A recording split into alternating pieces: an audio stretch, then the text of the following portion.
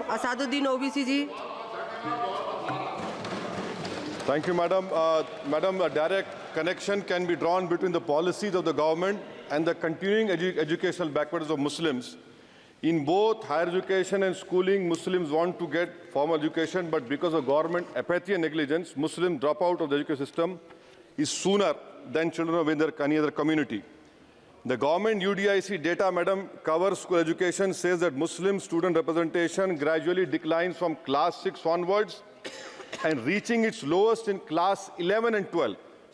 Enrollment percentage of Muslims dropped from 14.42% upper primary, class 6-8 to 10.76% higher education, class 11 and 12. Only 76.37% of Muslim students continue after elementary education as compared to the national average of 81.26. Madam, 28 states have gross GR of 80% for primary education, but only 12 states achieve 80% secondary level. This shows a clear systemic bias against Muslims. Muslim children do not have means to cross beyond primary education, but the government has limited pre-matric and post-matric scholarship class and above. I want to know from the Modi government that does the Muslims of this country have a fundamental right to education under Article 21A or not? Or do you want to make the Muslims, 17 crore Muslims, second-class citizens status permanent? Madam, there are 1.7 lakh fewer Muslims pursuing higher education. That was not the case till 2021. You unleashed your ideology on the biggest minority, and you see that 1.7 lakh fewer Muslims are pursuing higher education today. And I want to give them some bad news and good news for the nation. Those who say that we Muslims don't teach our girls and oppress our women are wrong. I'm quoting data. I can challenge anyone. Muslim girls are enrolled at school level higher than boys. The gender parity index for the rest of the population is 0.93, but for Muslims it is 0.99. The sad fact is that these girls and boys are not prevented from educating themselves because of some evil Muslim men, in inverted commas, but because of crushing poverty and absence of government support. This government education policy talks about universal access to education, ensuring universal literacy in India 2047. But how can you achieve, sir, if 14% of the population is dropping out of education at primary level? How can you achieve when about 25% of rural youths in the age group of 14 to 18 cannot read a class 2 level text fluently in regional language, and while more than half struggle with division 3-digit by 1-digit problems, a skill usually is expected to achieve in class 3 and 4. Madam, over the years there has been a shift in momentum towards private schools. Government data indicates a decrease in the share of government schools in the elementary category of 87% in 2006 to 62% in 2022. Maybe the Mughals are responsible for this. This means that the government has decided to leave the poorest Indians to for-profit schools and abandon the responsibility on the RT. Madam, for Kendra Vidyalaya, the government has allocated 9,030 crores, Navodaya Vidyalaya 15,800 crores. How is it that you have vacancy of 6,653 in teaching and non-teaching staff? Would you blame Babar for this? I'm sure you'll do that. In Navodaya Vidyalaya, 15,800 crores have been allocated, 4,675 vacancies are there. Sanctioned strength is 34,354. In Navodaya Vidyalaya and Kendra Vidyalaya, it is 56,703. You have passed a law 5 months ago about cheating, malpractices, but you are so great in implementing. It took you 5 months. Maybe you are waiting for the NEET paper to leak. That is what I can say. And I'll show the classic example of favoritism, madam, over here. Jamia Millia Islamia is allocated 3 lakh per student, Aligarh 3.9 lakh per student, and BHU gets 6.15 lakh per student. Why this favoritism? And may I request the Honorable Minister through you, madam, that PM USP 1558 crores have been allocated. Please have some liberal mindedness, so that more Muslim students can get this.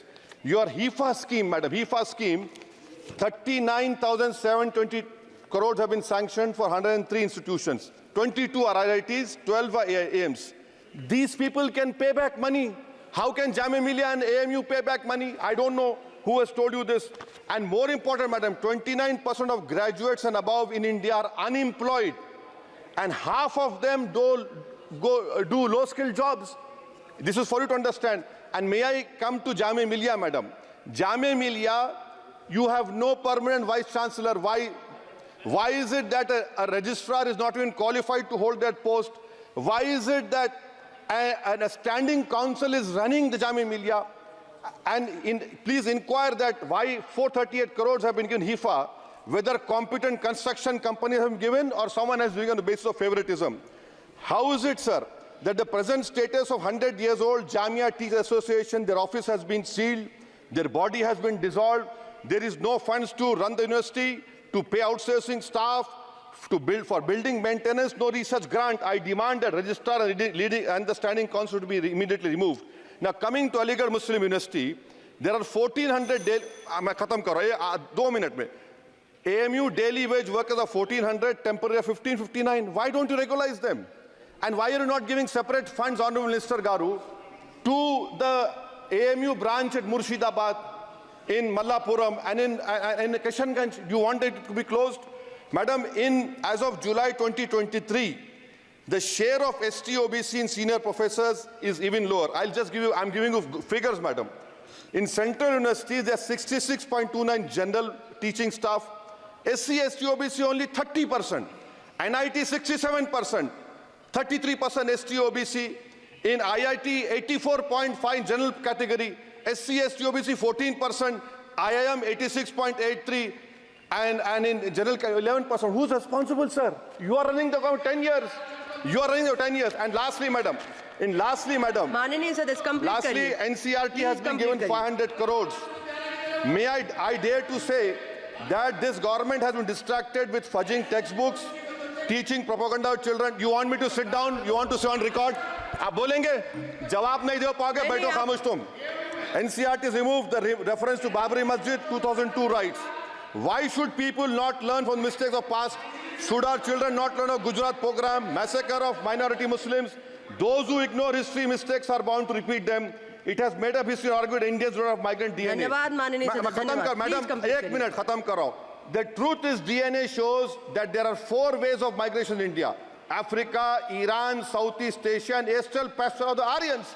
There is scientific consensus on this. May I request the Honourable Minister to you, why do you want to hide the killers of Mahatma Gandhi? Do you want to make Godse a freedom fighter? Let the children know who's a Deshbhakt, and why are you trying to protect your organization, ideology organization? Madam, in end, I would appeal to the government to fix your priorities. You need to construct more government schools, improve quality of schooling. You need to make active efforts to reduce dropout rate of Muslims. You have a job cut out for you. Do not waste your time. Do not use school textbooks as battleground for petty ideological quarrels. The future of our children depends on quality of education. May I request the Honourable Minister, concentrate on 14% Muslims. You have the highest dropout rate. This nation, we want it to become Viksit Bharat. But if you keep on unleashing ideology of hatred, we cannot become Viksit Bharat. Thank you, madam. Stay ahead with our cutting-edge news app. Instantly access the latest shorts in just 1 minute and breaking news in just 50 words. Download now for a smarter, faster news experience.